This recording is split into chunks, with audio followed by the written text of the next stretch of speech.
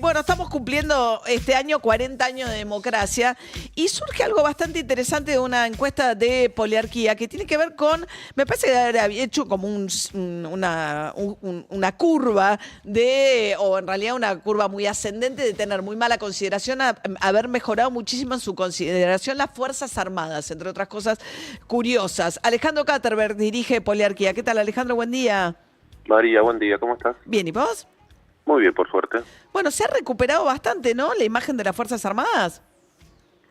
A ver, esa es una información que salió este fin de semana en base a una serie de datos sobre el contexto social en el cual están transcurriendo este ciclo electoral y que tiene relación con la confianza de los argentinos hacia las distintas instituciones. Es una pregunta clásica en la opinión pública, como vos sabés, que se preguntan en todos los países. Lo que llama la atención a algunas personas o a muchos es que de las instituciones que medimos, 10 instituciones diferentes, la que más confianza genera, o yo te lo diría al revés, la que menos de confianza genera hoy son las Fuerzas Armadas. Yo no sé si eso da tanto cuenta del trabajo o el proceso que las Fuerzas Armadas vivieron estos 40 años de democracia, o si da cuenta de el enorme descrédito que tienen todas las más instituciones, porque cuando uno mira los números nos estamos encontrando con porcentajes de 85-90% de los argentinos que cuando le preguntamos si confían en el gobierno nos dicen que no, en el Congreso no confían, en la justicia, en los medios de comunicación, en los sindicatos, en los partidos políticos, en la iglesia, en las grandes empresas. Eso está vinculado a el fin de ciclo que estamos viendo o el cambio de ciclo que estamos viendo en términos políticos, ¿no? Estamos en un contexto de opinión pública que no vemos desde el 2001, María, con niveles de desconfianza, como te decía recién, hacia las instituciones políticas, niveles de desconfianza y mala imagen a los dirigentes. Cae también la cantidad de gente que valora la democracia como forma de gobierno. Obviamente Argentina, por suerte, sigue siendo de los países de Latinoamérica. Hace poquitas semanas salió el Latinobarómetro, que es un estudio comparativo que se hace en todos los países de Latinoamérica hace más de 2 décadas.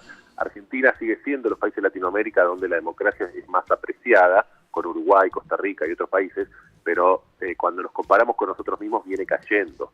Hoy el 50%, casi el 50% de los pobres, que son casi el 50% del país, dice que le da lo mismo vivir en democracia o bajo un régimen autoritario en Argentina. Casi, y eso da cuenta. eso es vos decís el 50% de los pobres y en la medición general, pues porque ahí te da un 25 en todo caso, ¿no? Eso da cerca de un tercio de los argentinos, un 30% de los argentinos que dice me da lo mismo si hay democracia o no hay democracia, cuando el 60 y pico por ciento dice prefiero la democracia, es el mejor régimen de gobierno. Pero eso tiene que dar cuenta, María, obviamente que cuando la democracia no es capaz de garantizar un mínimo bienestar de la sociedad, cuando los ingresos que la gente tiene no llegan no a fin de mes, sino a la mitad de mes o a la primera semana, cuando no hay garantías para que la gente se mueva por la calle, o sea, sí, hay prioridades que vienen, claro, sí, estamos hablando con Alejandro Katterberg, director de Poliarquía, una empresa de mucho prestigio de medición de opinión pública. Ahora, sí, claro, y vos decís, Alejandro, entonces que esta suerte de descrédito donde instituciones como la Iglesia, los partidos políticos, el Congreso, etcétera, se ven muy, digamos, la percepción de la gente es muy negativa, las Fuerzas Armadas son las que zafan, digamos, de ese contexto, pero esto tiene que ver con un clima de época, decís, tipo 2000, y me imagino que sintoniza con la emergencia de Milei. ¿Vos cómo vinculás la emergencia de Milei con esto? Obviamente, con 2 puntos directos que se vinculan. Milei no es la causa, Milei es la consecuencia de este estado de opinión pública.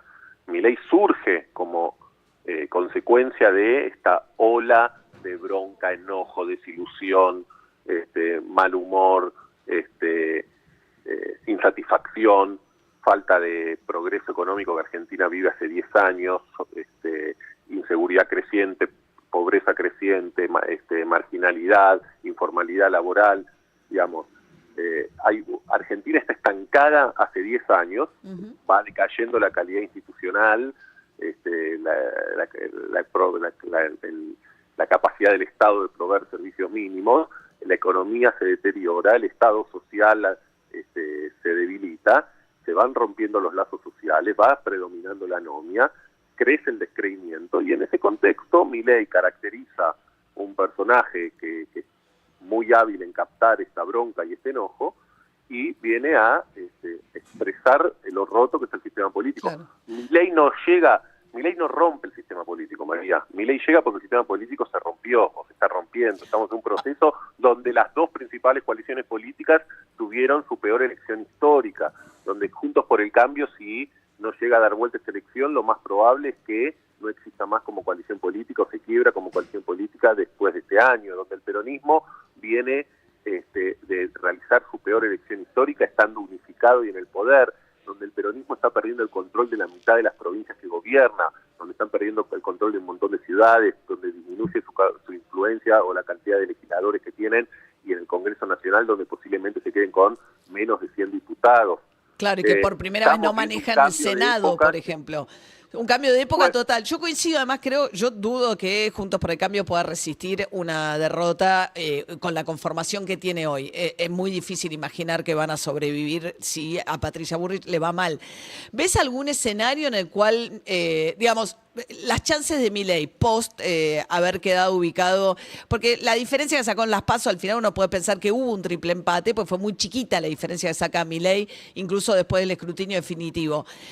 ¿Vos dirías, Alejandro, que Milei puede ganar en primera vuelta? ¿Crees que en algún escenario alguno de los otros dos candidatos le puede llegar a ganar a Milei? A ver, lo primero que tenemos que decir, como acabas de decir, la semana pasada terminó el escrutinio definitivo.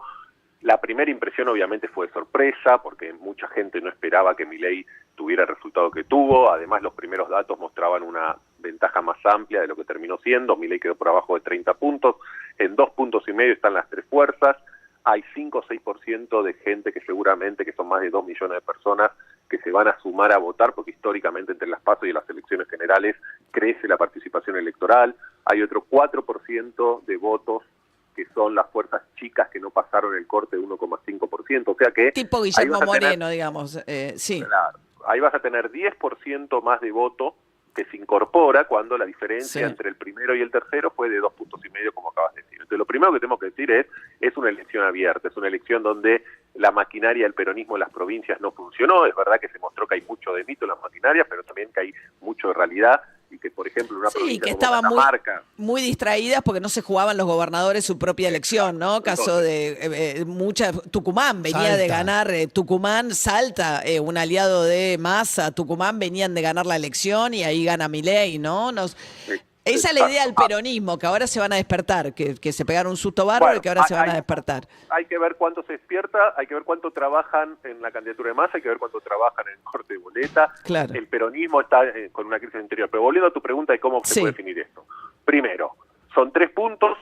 Tenemos que entender que si 2 de los 3 candidatos juegan bien sus cartas y uno comete errores, el que comete errores va a quedar afuera del balotaje. Queda la sensación y la impresión y los primeros números de colegas que muestran que Milei sufre un efecto ganador al quedar primero, consolidarse. Queda la sensación que el antagonismo, la presentación de cómo está hoy dado la batalla electoral que queda, es un antagonismo mayor entre el gobierno y Javier Milei, donde Juntos por el Cambio queda más posicionado en el medio y queda con un discurso que se le hace más difícil encontrar el tono a Patricia Bullrich. Pero insisto, y además Milei, que es un líder carismático con escaso o nulo sustento real abajo de poder, digamos, con una creación mediática y con un shock carismático, como hemos visto muchos dirigentes en muchos lugares del mundo llegar. Esos shocks carismáticos, María, tan rápido como vienen, se van. ¿Esto quiere decir que vaya a perder su popularidad y su impulso de acá a las elecciones? No, pero lo que tenemos que tener en cuenta es que bajo de Milei, o lo que justifica Milei, es esta bronca, este enojo y un shock que él recibe. Bien. La elección está abierta, insisto, si uno de los 3 se equivoca, posiblemente vaya a quedar afuera del balotaje. Cuando la foto de hoy, el que pareciera tener un posicionamiento en términos discursivos y de estrategia más complejo, porque está medio en la mitad del camino, es Juntos por el Cambio. Muy bien, Alejandro Katterberg, analista político y titular de Poliarquía. Gracias, Alejandro, que tengas buen día. Un saludo, gracias por llamar. Hasta luego, 8:36 de la mañana.